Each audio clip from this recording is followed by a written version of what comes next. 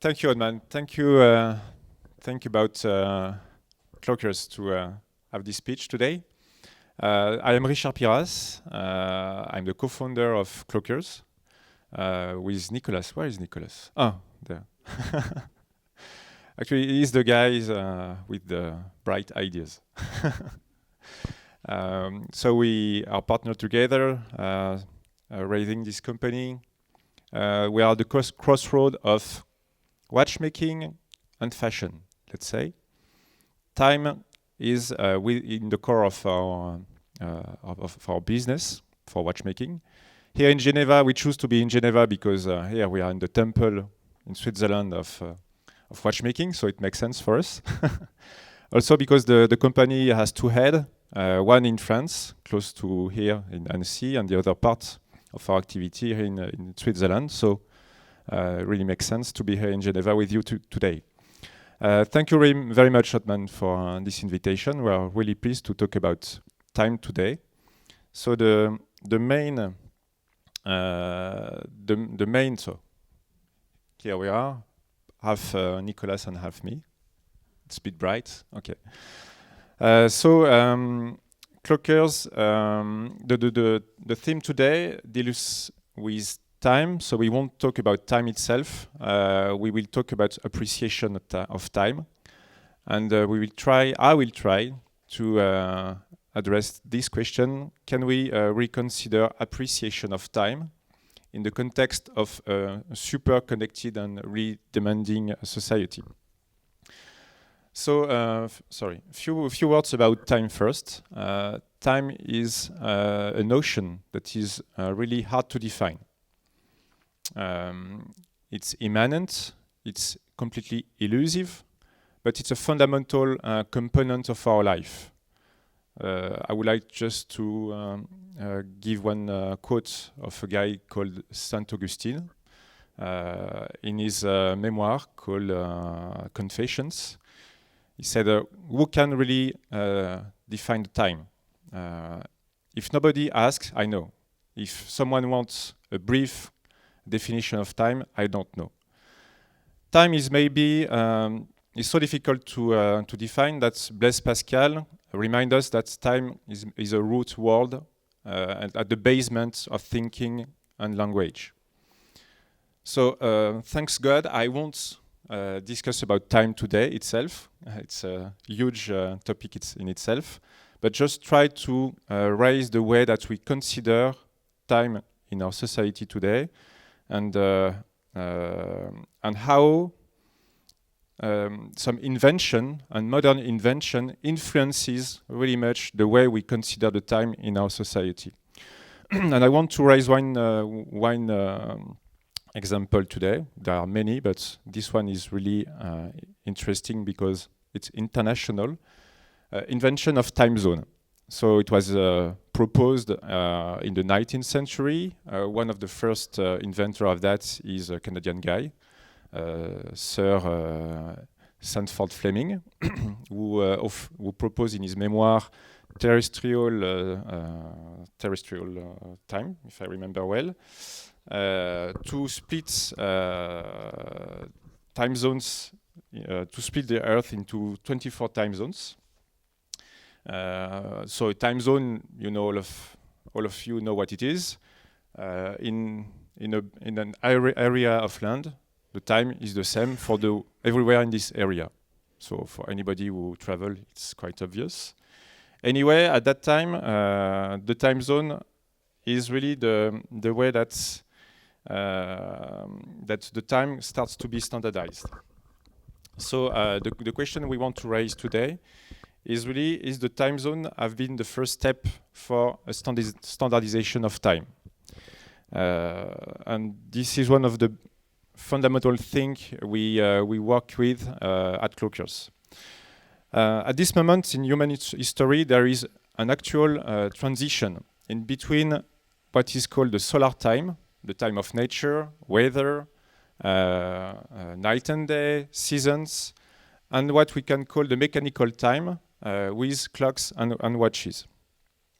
This transition is really related to the transition from a human being forming a part of a community to an individualistic community of humans.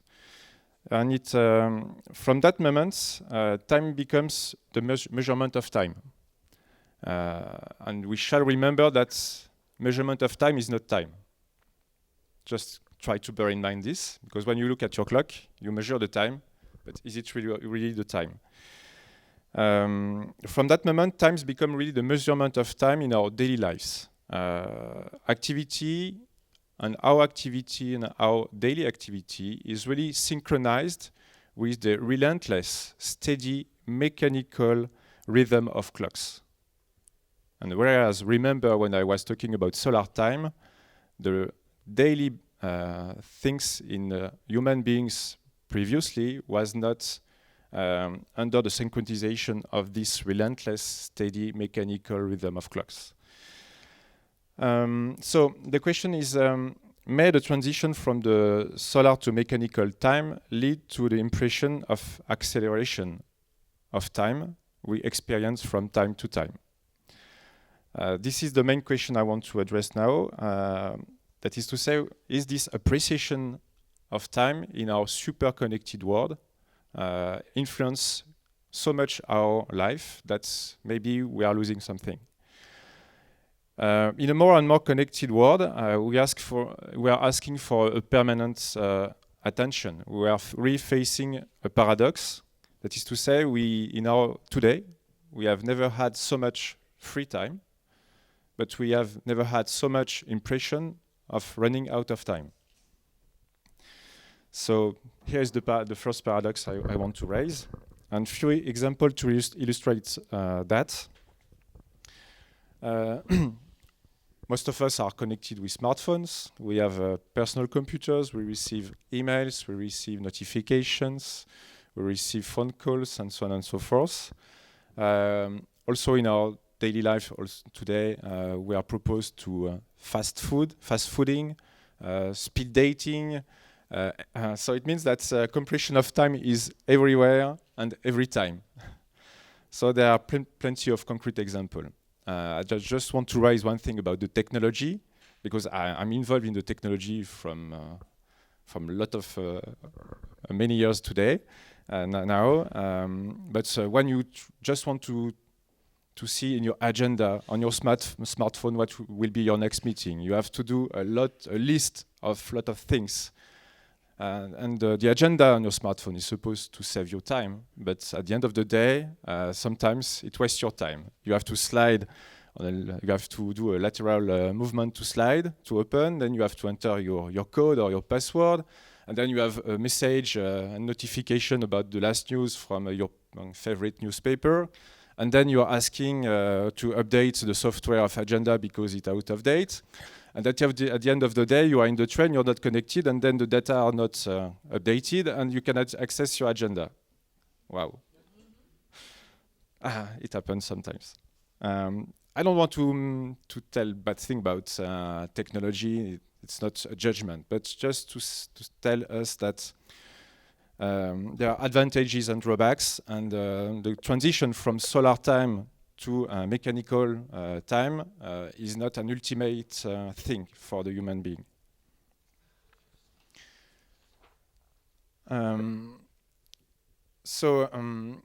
In this, and you can, oh, sorry. The image in the screen is is better than there, sorry. Because I take the time to describe it. Here around the baby, it's just a birth. The whole family is gathered. And the whole each member of the family has a smartphone, make a picture, a camera, take the baby, another smartphone. There is a kid here playing with the smartphone of the father or whoever, because he's not really concerned by the thing that the baby is here today. And this is a nice illustration of how the technology really is is a full component of our life. And it's sorry, but it was supposed to be really stressful, but it's dark. Okay. Anyway, problem of technology sometimes. So I switch to the next one. The main point behind the transition from the solar time to the mechanical time, and all the technology that we can use today, is that maybe we are facing nowadays a transition between immediacy or instantaneousness and to live in the present. So what means today to waste your time with a full set of technologies, to waste your time trying to have selfies and whatever, and at the end of the day you want to be present, but you are just in the instant. And I want to raise the question, don't we confuse between instant and present? And for us, to be present is more like this surfer, so we can see here. It's one of the biggest waves in the world. It's in Portugal, 30 meters high. And you can imagine that the surfer here, if he's not present on the surf, will be killed, obviously. So really, at Clockers, we have a baseline that is called machines to travel through time. Wow. Obviously, we are not building machines to travel through time in itself. Oh, sorry. Maybe we try hard. But behind that, there is a philosophy of building machines to help you travel in your own time. In French, the actual translation of that is machine à voyager dans son temps, meaning machines to travel in your own time. But it's not really meaningful in English. So we decided to say, okay, it's machines to travel through time, and it's part of the dream of Clockers. And at Clockers, there are really we try to consider a lot of ways to consider the time. Here, I just want to. We wanted to give you. It's quite rare, difficult to find this picture. First, because it's usually when you Google it, it's only in French. It's from Edward Thiel, and it's the Mandala of Time. And this picture explains all the kind of consideration of time you can have. When you read at Bergson, it talk about time and the duration, for instance. But here, I think that Edward Thiel gives you a whole picture of many consideration of time we can have in our life. I won't comment about this. I think you will have on the website afterwards. Time is really polymorphic, and we want to help people to create their own time. Time is really multidimensional and multicultural. Just try to remember how the Indian consider the time. In the cyclic conception of time of Indian people, birth and death are just transitory steps. It means that there is something after. You are not an individual that is just alive and afterwards nothing. In this conception of time of most of Indian people, there is a cycle of things, and in the vision of most of the Western people, time is linear. Your birth, then you live, die, and nothing. You see?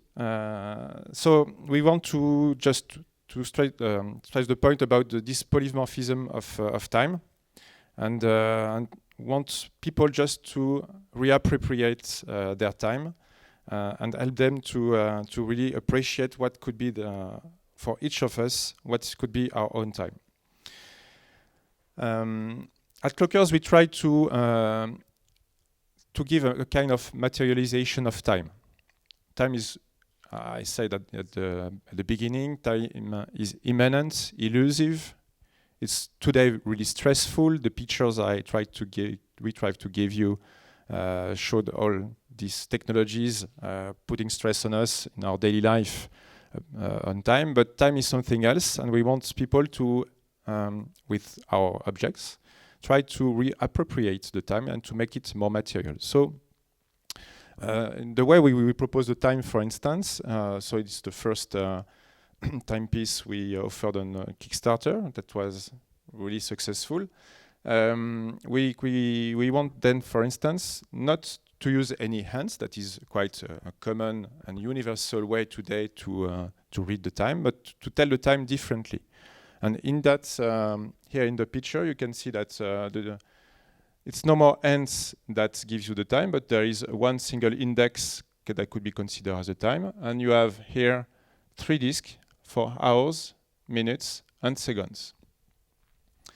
And for us, time is also movement. And usually in our watches, and I'm in the watch industry for years now, time is not moving. So we want to reintroduce movement in the way that the time is displayed. And this is another part of what we want to offer. In the second timepiece that we offer during the Kickstarter, here you have also an illustration of what we consider to be a new way to tell the time. Here you can read the hours, okay, anyway. Here you have the minutes with this hand, and here you have the seconds.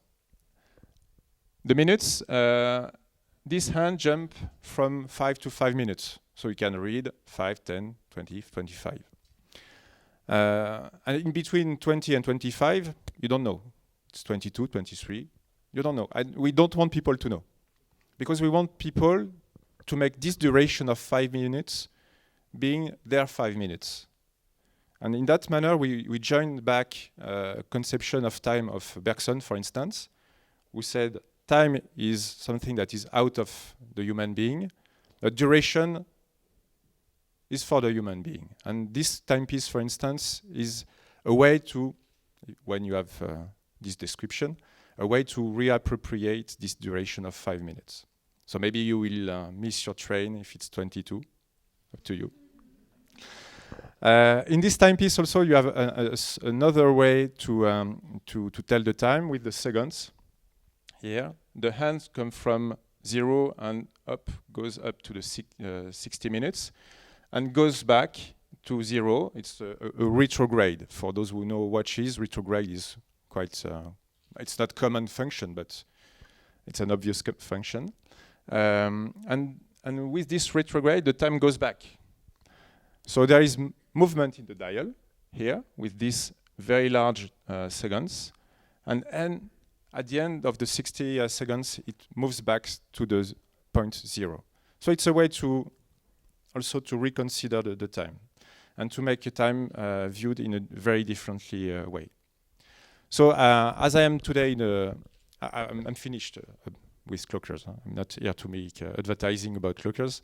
That's not the point. But as I'm today in a community of creative people, as I am also personally involved in an environment of creatives, we want to deal with the subject of time and creativity. And actually, for creative people, there is no standard time. For creativity, time is elastic, meaning that you can have a bright idea within 1 second or less, and sometimes it takes you a whole life to have the bright ideas, or one bright idea. So in that manner, when you want to be really creative, there is no actual splits in between past, present, and future. You try to be in the present anytime, and try to seize all the opportunity of ideas you have around you. And it's perfectly illustrated in this cartoon. I hope most of you know it. It's Alice in Wonderworld. And Alice is plunges in this world, whereas there are no more rules. The things that are small are bigger, and anyway. And she follows this white rabbit with his watch clock and telling, I'm late, I'm late, I'm late. Just running, I'm late, I'm late, I'm late. So it's not far from us today. And in this wonder world, anything can exist. And for creative people, many things can exist. As far as you can imagine, it exists. And in this fabulous tale, everything exists, even what does not exist. So I want to wish to all of you a happy non-anniversary. This talk about appreciation of time invites us really to reconsider for each of us as individual, this appreciation of time. And I'll really engage you to look for your own pulse, your own tempo, your own rhythm in your life, and do what you want with your time. There's something else about clockers, sorry. Once again, we want to convey an idea about our products. The way to reappropriate the time is also, for instance, with this interchangeability. For some of the people, we have a chat just before the talk. They say, gosh, may I see your watch? So I took it out. I just give the watch head. So in that manner, we want time to be material, and we want the owner of a clocker watch to really reappropriate the time. This is so interchangeability and the docking key we patented between the bracelet and the watch head, and make that the watch head can be also plugged or clocked on other accessories. So we will imagine, and we will offer a full set of accessories and a total ecosystem soon. So I want to really engage you in the question, what is your time? Despite the theme of today was not fully comfortable for us, time is a major component of our activity. But here we were asked to have and to express a larger point of view about time. It was really inspiring for us, and it helped us to push forward our thinking as well about time and about consideration of time. So once again, I invite you to question yourself. What's your time? As we come to the conclusion, and the time is spinning up us, so we have to go. No, that's okay. Fine. Anyway, we are at the conclusion, right? So. Oh, right. Excellent. So will the solutions come from the technologies? Will the solutions come from ourselves, our attitude, our behavior? Anyway, the consideration of time is our own consideration. And we have to consider that standard time, the time of clocks, is one time and not the whole time. And I want to end this with something that was given by a parent to me, a godfather for me, who always sign up his email with this sentence from Bernard Le Bouillet de la Fontenelle, telling in French, ne prenez pas la vie trop au sérieux, de toute façon, vous n'en sortirez pas vivant. In English, meaning that don't be, which means do not take life too seriously, because you won't get out alive at the end anyways. So this is the main thing I want just to raise right now to conclude this speech. I hope you like the way that we try to introduce this notion of time and reappreciation of time. Thank you very much.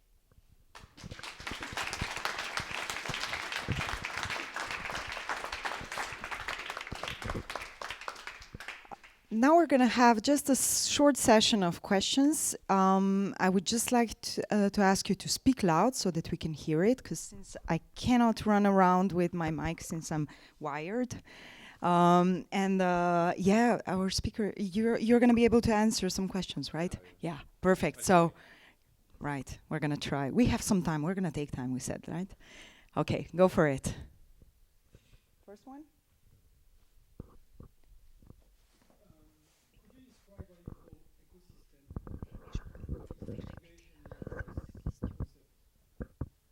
So, what is the ecosystem? And the second part of the so the ecosystem of clockers is made of a watch head that is central in our ecosystem, meaning that our main vision is to help people to reappropriate the time and to have different way to read the time or to display the time with this watch head. And around that, we want the watches to be used either on the wrist, either on your pocket, either on your desktop, either on your notebook, or whatever. And we want people to create their own style behind that, meaning that there is not one single way to have or to wear a watch at the wrist. That is really common and usual today. But there is a way also to reappropriate the way that you read the time in your own environment. So this is the main aim of this ecosystem. And so why the ecosystem? With my answer, you try. I think you start to understand part of the answer. But the motivation also is to provide to those who are part of this community of clockers, to provide really an environment of things during their daily life. That's for clockers community, let's say, is mainly foreseen as daily life in mobility. You always have with you all these small things that are really that really moved you, that really affect you, and they are always with you with this whole ecosystem of accessories of clockers.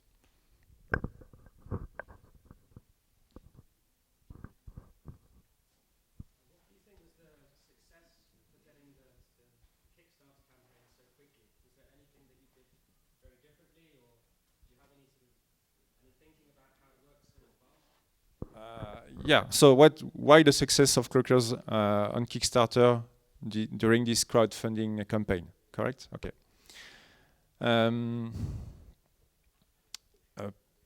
Part of the success is something that we can explain with the methodology we apply. It starts first with the branding. It starts before the branding with really the concept of your brand. And what I explained today is within the concept. It's part of the concept. Then you want to make something that is nice for some kind of people. Then you have the marketing part telling you what people you want to address. This is the third part of the methodology. And then you have to think of the products. So you spend a lot of time doing technical development and so on and so forth, prototypes to make it real and material. And afterwards, you have all these communication steps that help to valorize all what you've done before, branding, prototype, marketing, and to make a nice communication about that you want to deliver to the people you want to target. So in terms of methodology, it's quite simple. So we worked hard to achieve that. It's a work of several months. Maybe in this recipe of success, there is one thing that's and it's a key for any entrepreneur. You need to be surrounded with experts. You want to work with people that will help you and will tell you what you have to do. So we hire a guy who is an expert in crowdfunding and who had already 3 success. Who had part of 3 successes on Kickstarter.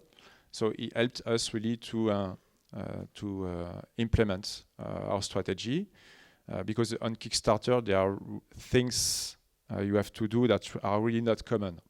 One example, briefly, on Kickstarter, you have to explain the whole thing in one single rolling page. When you build up a website, you have different pages. You can browse from one to another. On Kickstarter, you have only one single rolling page. So it's really demanding in terms of communication and the way you want to explain the story of your project, product, brand, and so on and so forth. So we hire one guy like this, and it's part of the success, I think. And afterwards, I think there is also the experience of Nicolas and myself. We are not just beginners, I would say. We are not rookie in entrepreneurship. This is for Nicolas and me. For me, it's the third company I set up, and the third company I set up in watchmaking.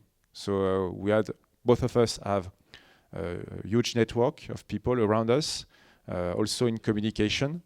So it helped us a lot to make Cloaker's name rise from nowhere itself. Before we launched on Kickstarter, I used to say Cloakers is a worldwide unknown name. So, and now we start to be a bit more known. So it's beginning.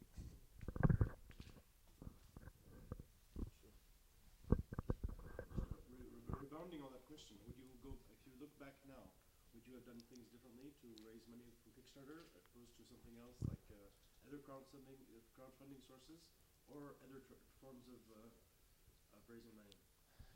So if we would have done today with the experience we have on Kickstarter especially, done things differently, correct? I think we would improve things. Maybe Nicolas, if you want to to come, no? Because I have ideas. But we are two heads at Cloakers. A lot of things we would improve, for sure. But what we did it in a manner that I think we did it well, or quite well. The results are good enough to be satisfied with this. Maybe there is one thing that we will prepare differently is the launch of the clock of the second watch within the same campaign. I guess one part of the success of the campaign is due to the pre-launching of Clock One, meaning that the first timepiece was known from the market 1.5 months before the launching, but maybe about 2 months even. When we launched the Clock 2 within the campaign, Clock 2 is known from nobody, so it's just come in from nowhere. So it was really difficult to manage in terms of communication. This is something I guess we would improve in itself. What was your pre-launch campaign? Was it consistent?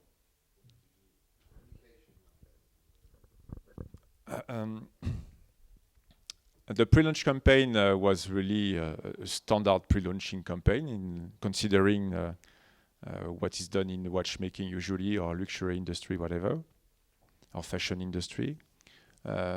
We tried to have a nice PR content, nice communication content. We worked a lot on the proposal value, meaning what Cloakers brings new to the world.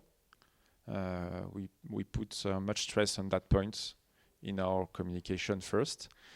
But at the end of the day, what's important is the product, because people want to see the product itself. And we connected with a lot of bloggers, journalists in the world, trying to give them the good information and the right message, so that at the end of the day, they also give the message to the public.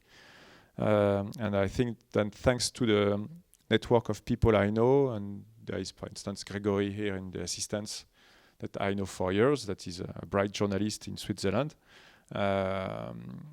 With all this network of people, we try to make Cloakers arise in the media. and it worked quite well. And the story is that actually, I was chatting with SGX, with a blogger in Singapore. It was on the Sunday evening. It was 6 o'clock, and for him it was time to go to bed. But anyway, he was chatting with me, and I gave him information about cloakers. He said, "Okay, it's cool. Really, I like it." He published on his website, on his blog. It came into an aggregated blog that's called Watchville. And a few hours after, when people in the United States wake up, it was aspired by some blogs in the United States, and bigger blogs take this information as well and published and released. And in a fraction of half day, Cloakers was internationally known, thanks to the digital information. And afterward, there is another part of the story in our communication that makes that one person in France just was connected with us, and she said, "Oh wow, what a success on your campaign!" And the second day, she just released an information in France, for instance, and it gets to Paris, and after Paris, it jumped back to us there, and it was. In terms of communication, a confirmation of all the information that was already circulating on the net. And it's helped us to have a kind of resonance in our communication. But this you can just see it when it's done. It's impossible to anticipate. Thanks for the presentation, really nice.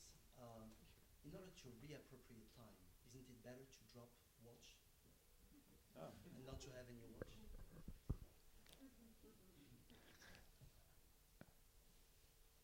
To reappropriate time, is it better to drop watch? Yeah, definitely. You should consider that traditional way of measuring time is not the time itself. And if you don't need measurement of time, you can drop your watch, definitely. But today, the watch is also, and especially for male, also for women, but for men, watch is a jewel. It's not just telling you the time. If you want a precise watch, something that gives you the time perfectly, either you have something that's with a nuclear system, that's not the question, or you buy a quartz watch. Nothing to say about precision of quartz watches. You buy a Casio or whatever, it's totally perfect for precision of measurement of time. But if you want a jewel, then it's up to you. At the end of the day, I love or you don't love the object. But what's with cloakers we want to give more than just measurement of time is a way in displaying the time or telling the time differently, a way that you will consider your own time differently and not just with the traditional tool. So maybe drop your watch if you don't like it anymore.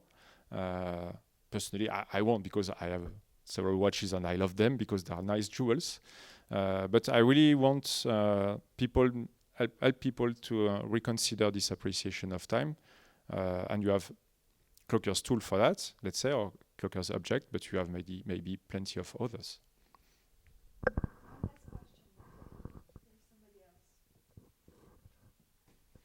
You have great product. You mentioned you worked a lot on value proposition, but in the beginning you said branding was really important. What are the indicators that make you think that branding was so important? Branding and value proposal and value proposition are really actually very connected in the way that we envision cloakers. Branding is maybe the ultimate thing for a business. Whatever the business you do, even when you sell yourself as a consultant, you have to brand yourself. And you have a lot of coaches, literature on that on the web. The branding itself is ultimate in the relationship with anybody else.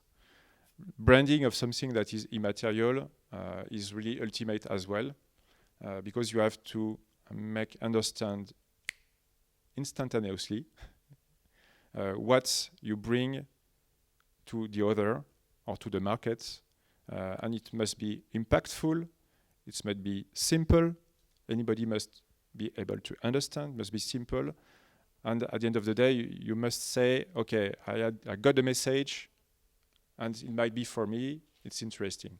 So branding is really complex and difficult things to do.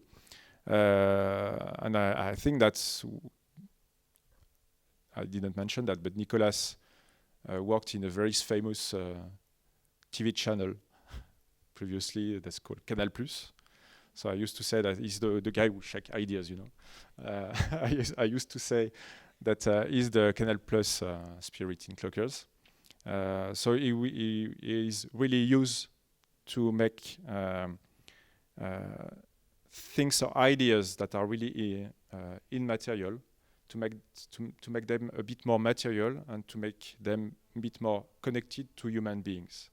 So he's the guy for the branding at Clockers, and he's really brilliant at that.